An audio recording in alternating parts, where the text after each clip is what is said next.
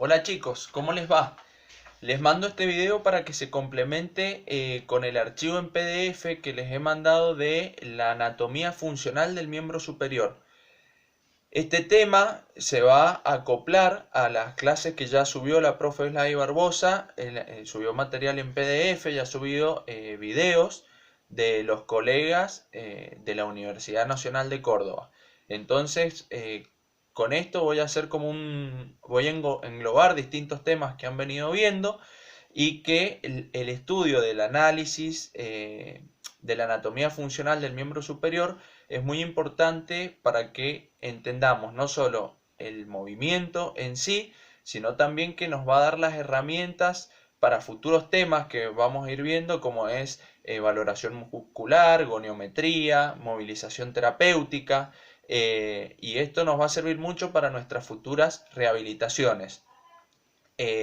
Vamos a ir viendo qué músculos produce cada movimiento, por eso lo clasificamos como anatomía funcional.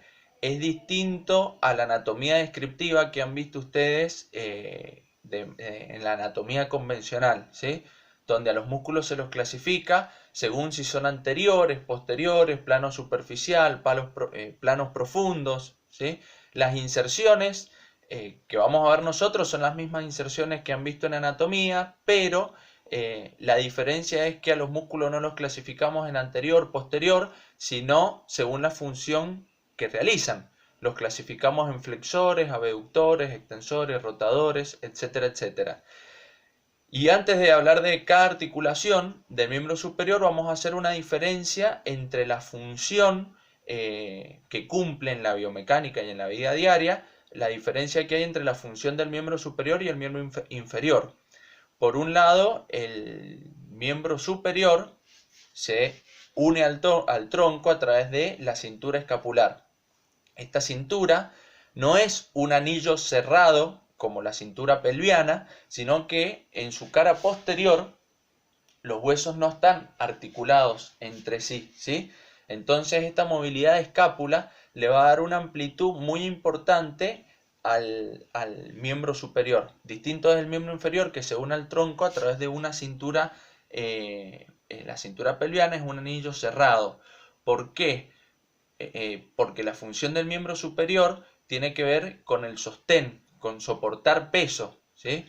Distinto al miembro superior, cuya función es lograr la movilidad, ¿sí? Y la motricidad fina.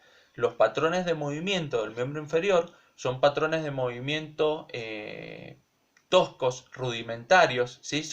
Tenemos articulaciones, huesos y músculos de un tamaño importante, de una fuerza importante, repito, porque la función del miembro inferior es darnos sostén, soportar el peso, nos da la resistencia para caminar, para correr, para saltar. En cambio, en el miembro superior, la función, o sea, la biomecánica de las articulaciones, los huesos y los músculos, tenemos músculos más pequeños, de no tanta fuerza, pero sí de mucha coordinación. A medida que analizamos el miembro superior hacia distal, vamos a ver que la función de la mano, como ustedes saben, es tomar las cosas y aproximarlas, ¿sí? Donde hay una motricidad muy fina y muy rica neuromuscularmente, con mucha información sensitiva. Entonces, repito, si analizamos hombro con cadera, el hombro tiene una abducción hasta 180 grados. A ver, la abducción propiamente de la glenohumeral es hasta 90, ¿sí? De 90 a 160 más o menos se suma la escápula, y de 160 a 180 ya interviene la lateralización del tronco. En cambio, en cadera, la abducción de cadera es 45 grados, perdón, porque la función es distinta, ¿sí? En la glenohumeral, la cabeza del húmero corresponde a 1/3 de esfera. En cambio, en la cadera, la cabeza del fémur corresponde a 2/3 de esfera, y esa cabeza del fémur está recubierta por el cotilo.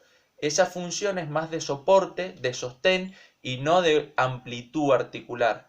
A diferencia del miembro superior, la glenohumeral, ¿sí? La cavidad glenoidea no envuelve la cabeza del húmero, sino que la cavidad glenoidea es pequeña, y es tan pequeña que el organismo generó lo que se llama el rodete glenoideo o labrum, lo cual le da una mayor superficie articular para permitir un movimiento mucho más amplio. Entonces, funciones del miembro superior: extenderse para tomar cosas, asir, ¿sí? Y aproximar. La mano tiene mucha función de reconocimiento, ¿sí? Si uno toma algo, sabe el peso, la forma, la textura, el tamaño, la temperatura, los bordes, etcétera, etcétera. Y otra función importante de las manos: tiene función en la comunicación. Fíjense en este lenguaje gestual que estoy teniendo con ustedes, donde uno moviliza mucho las manos. Otra cosa importante del miembro superior: siempre en la biomecánica normal preferimos los movimientos que son de flexión, ¿sí?, de aducción y de rotación interna. ¿Por qué? Porque lo que hacemos es tomar cosas y aproximar, ¿sí?, para permitir la alimentación, para permitir la higiene, el aseo, la protección, protegernos a nosotros mismos o a una criatura que tengamos en brazos. Entonces fíjense cómo el miembro superior está predispuesto también a realizar movimientos más de, como digo, rotación interna, aducción y flexión. Esto lo vamos a tener en cuenta para nuestras rehabilitaciones, ¿sí?, donde generalmente priorizamos estos movimientos y no tanto quizá los de abducción, extensión y rotación externa. Si se ponen a ver, todo lo que uno hace durante el día lo hace de acá hacia adelante, donde uno observa las cosas y las puede aproximar. Si busco un vaso de una alacena, lo hago con la alacena acá arriba y acá adelante, ¿sí? No, si la alacena está de costado, yo no hago esto con el brazo y tomo el vaso en abducción, extensión. No, lo hago así, en esta forma: flexión, aducción o rotación interna y aproximación. Importante todo eso a saber.